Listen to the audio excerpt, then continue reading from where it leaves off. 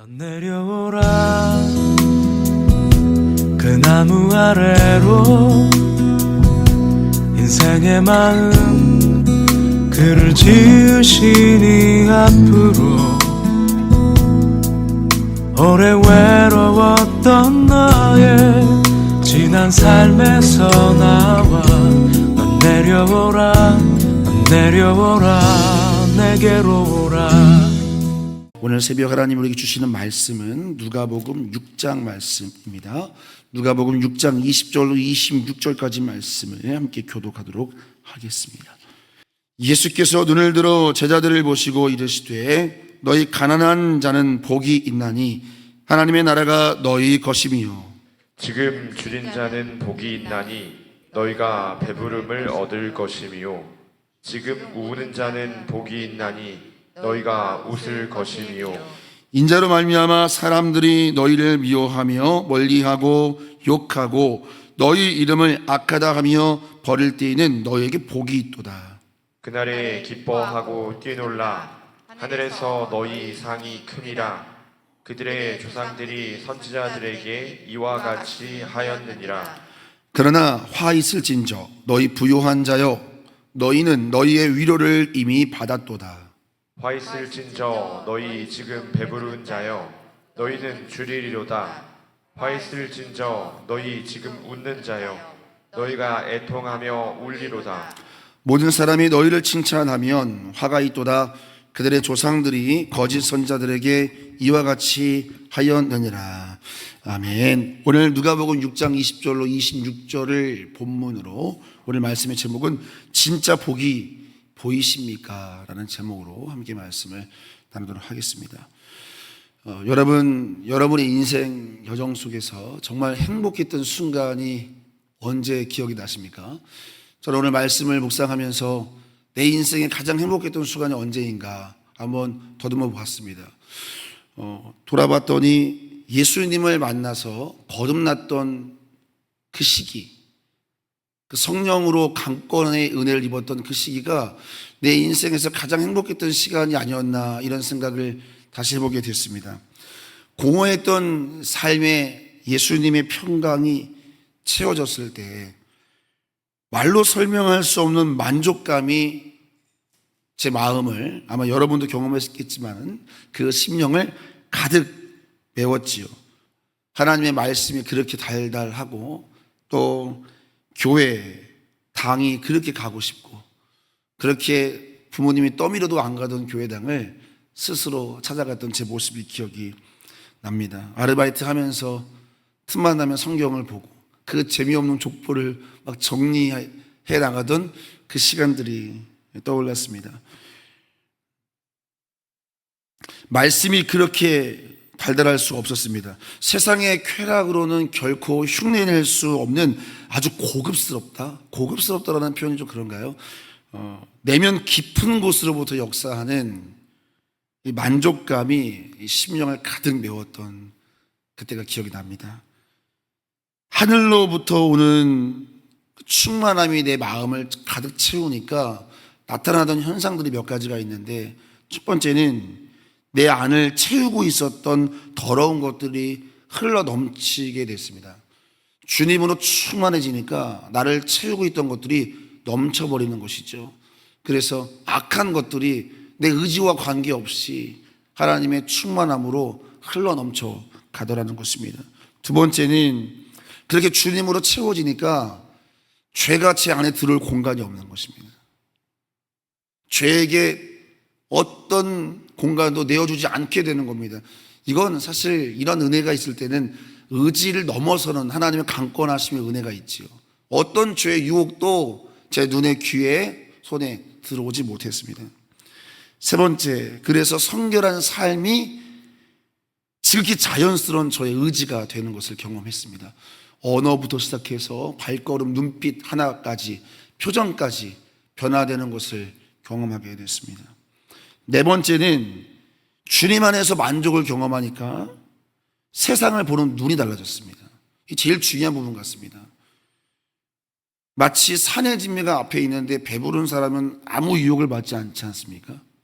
세상에 많은 유혹이 있지만 주님으로 내가 충만해지니까 그 화려한 세상을 보는 관점이 달라지는 거예요.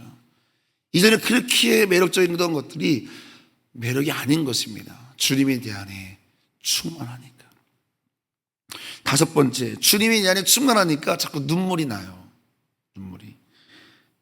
특히 저는 높은 건물을 보면 그렇게 슬펐어요. 높은 건물, 그리고 분주하게 움직이는 사람들을 보면은 안타까운 마음, 긍휼한 마음이 제 안에 막 올라왔어요. 저렇게 화려한 것들 무슨 의미가 있을까?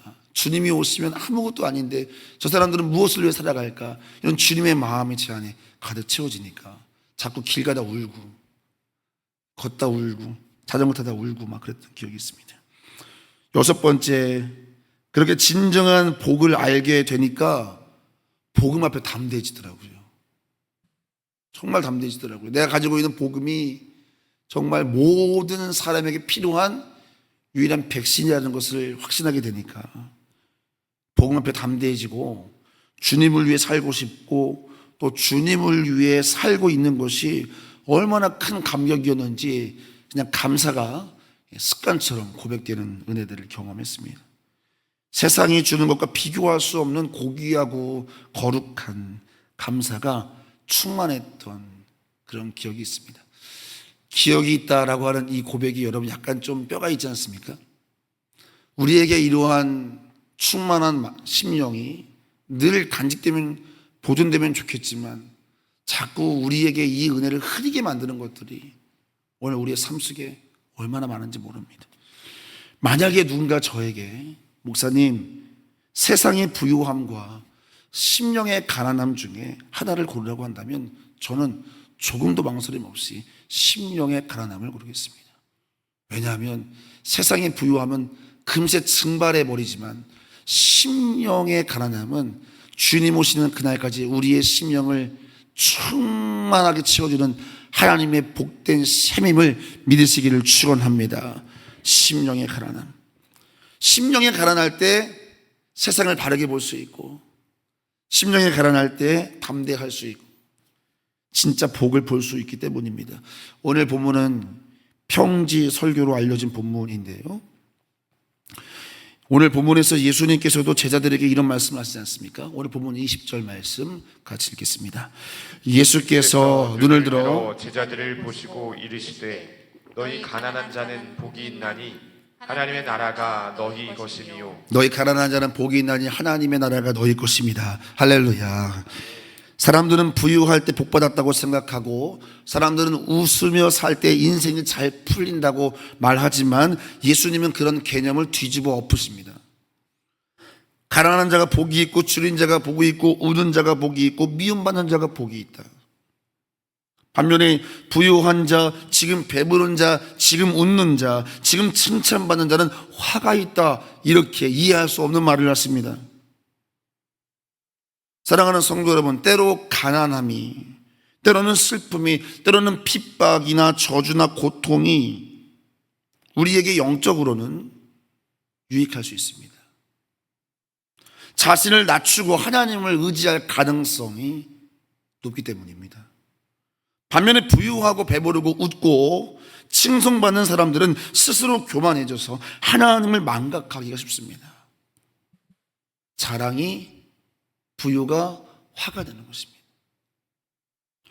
그렇다고 우리가 오해하면 안 되는 것은 부유하고 배부르고 웃고 칭송받는 것 자체가 잘못된 것은 아닙니다. 마찬가지로 가난하고 굶주리고 슬퍼하고 미움받고 배척당하는 것 자체가 옳은 것이다, 이것이 무조건 복이다, 이렇게 말하는 것은 아닙니다. 본질은 내가 처한 상태가 아니라 내가 어떤 상태에 있든지 하나님과의 관계 속에 있는가, 이것이 진짜 복이다, 이걸 말하는 것입니다. 만일 가난 속에 있을지라도 핍박 속에 있을지라도 하나님 안에 거하지 않는다면 그건 그대로 저주가 되는 것이겠지요. 그러나 부유함에 있을지라도 그가 그 부유한 중에도 마음을 겸손히 가져서 하나님의 은혜를 사모할 수 있다면 더할 나위 없는 복이 되겠지요. 중요한 건 내가 어떤 상태에 있는가 보다도 내가 하나님과의 관계 속에 있는가, 이것이 진짜 복이라는 것인데요. 사랑하는 성도 여러분, 세상은 잠깐이고 우리는 장차 영원한 하나님 나라에 들어갈 줄로 믿습니다. 그래서 우리는 오늘 세상을 바르게 볼 수 있어야 됩니다. 오늘 본문을 잘 보면 두 가지로 우리가 요약을 할 수가 있겠습니다.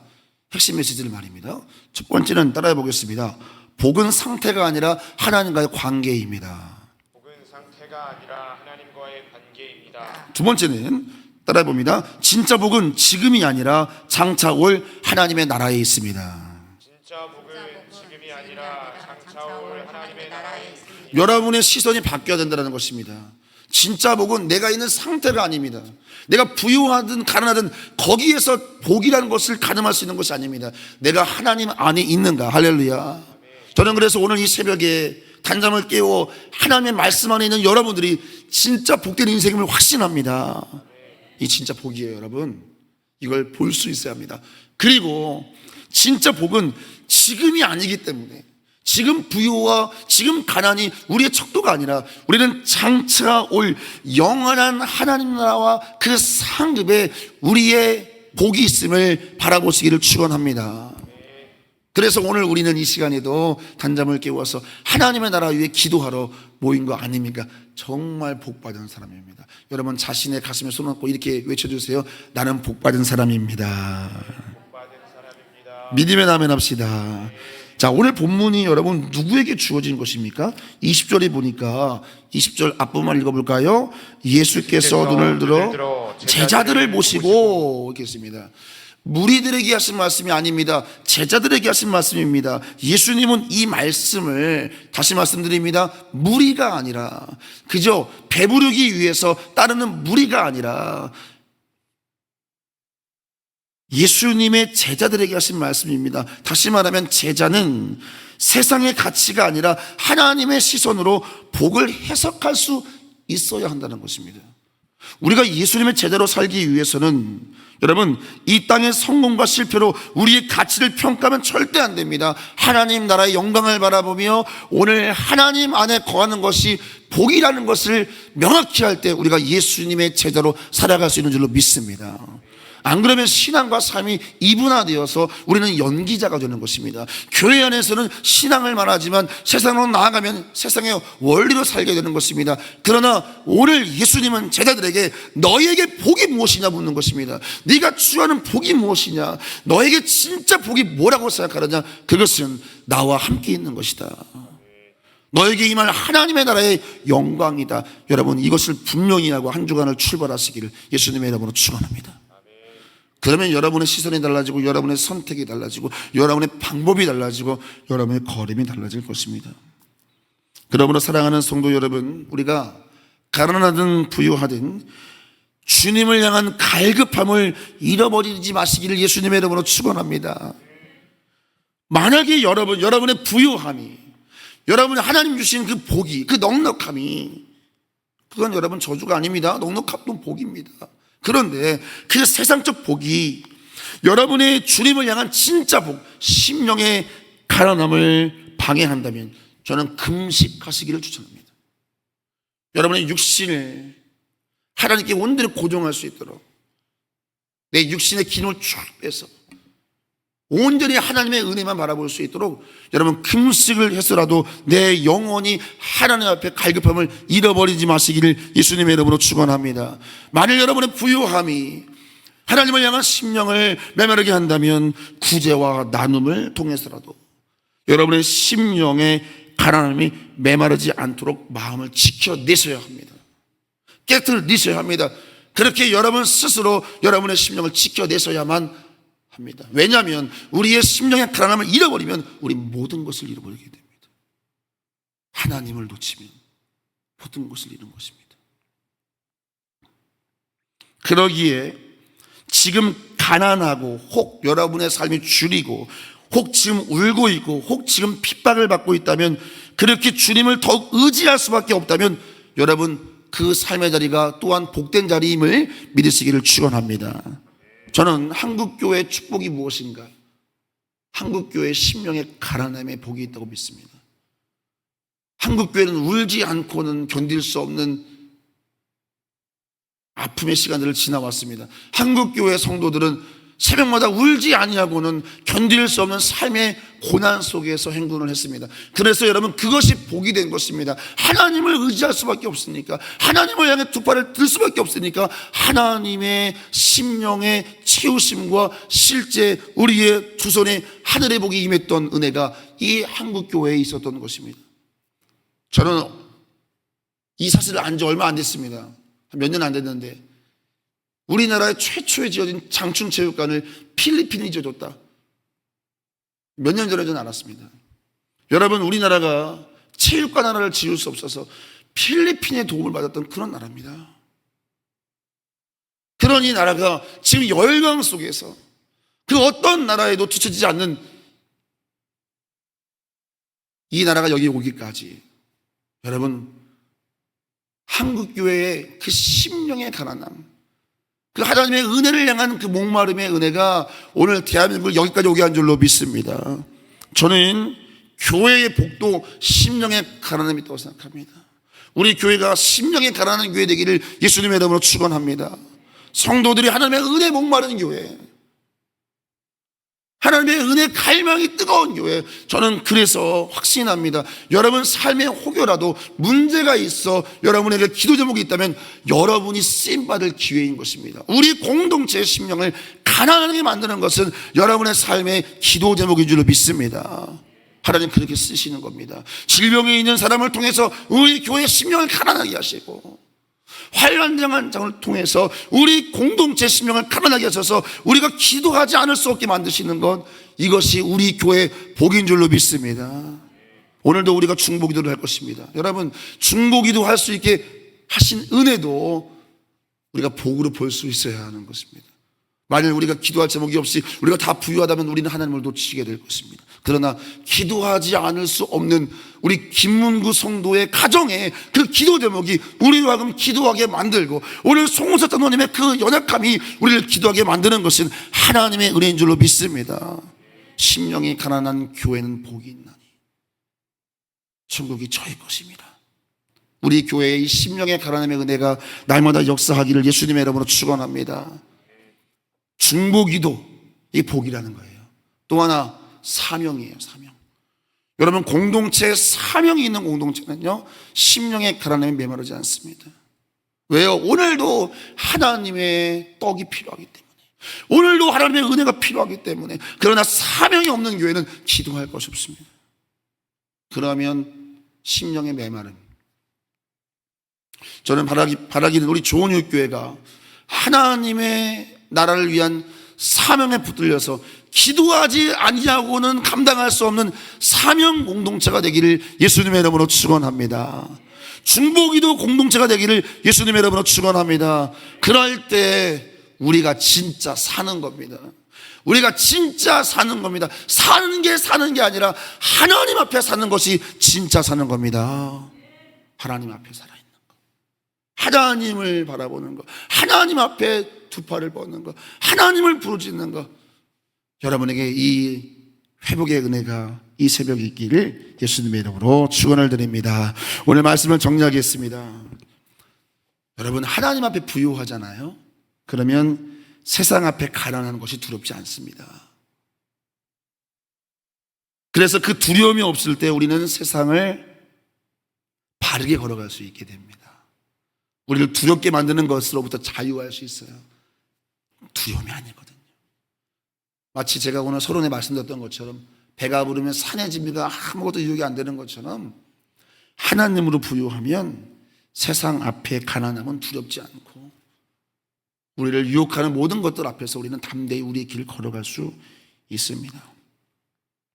오늘 세상이 주는 복이 아니라 예수님 말씀하시는 참된 복, 심령의 가난한 복이 우리 가운데 역사하기를 예수님의 이름으로 축원합니다. 이 땅에 살아가는 동안 하나님만 붙잡기를, 하나님 손 놓지 않기를, 혹이라도 주님 내가 하나님 손 놓으려고 하면 주님 어떤 방법을 통해서라도 주님 절대 놓치지 않게 하여 주시옵소서. 주님 놓치면 모든 걸 놓친 것이기 때문에 주님 손 꼭 붙잡고 주님 앞에 서는 그날까지 주님 내 손을 꼭 잡아 주시옵소서. 이 믿음으로 걸어가는 여러분과 제가 되기를 예수님의 이름으로 축원을 드립니다. 제자로 부르심을 받은 우리가 진짜 복받은 사람이라고 저는 확신합니다. 한 주간 세상으로 나아갑니다. 여러분 제자로 살아갑시다. 세상을 바르게 봅시다. 하나님 안에서 내가 이미 하나님 안에 있는 자요 영원한 하나님의 상급을 향해 가는 자라고 하는 이 방점을 찍어놓고 세상을 보면 결론을 아는 자는 반응이 다른 것입니다. 그렇구나. 아이고 모든 것이 넉넉해지고 우리의 시선이 정확하게 세상을 볼 수 있게 되고 이전에 그렇게 커 보이던 모든 것들이 실체가 드러나서 여러분은 제자의 길을 더 힘있게 걸어갈 수 있게 될 것입니다. 한 주간 여러분을 파송합니다. 여러분을 위해 교회는 열심히 저도 기도할 것입니다. 여러분 예수님의 멋진 제자로 승리하다가 돌아오시기를 예수님의 이름으로 축원합니다.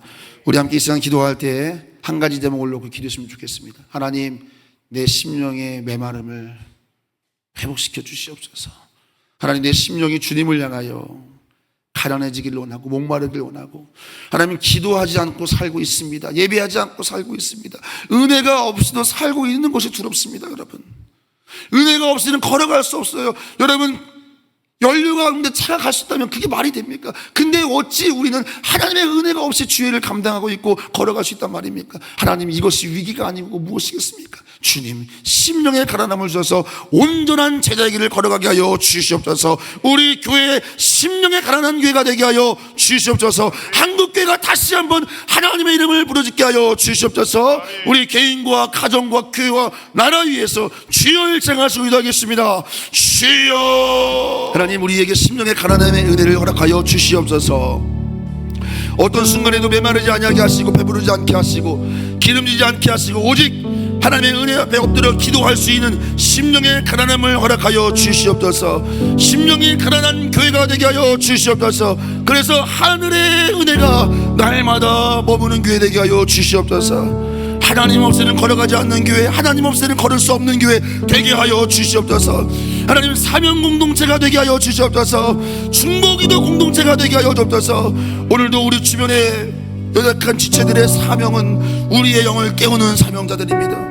하나님 저들의 삶의 무게가 때로는 우리의 영을 깨우는 통로가 됩니다. 오늘도 저들에게 감사하는 마음으로 힘있게 충만한 새벽이 되게 하여 주시옵소서. 감사드리며 살아계신 예수님의 이름으로 기도하옵나이다.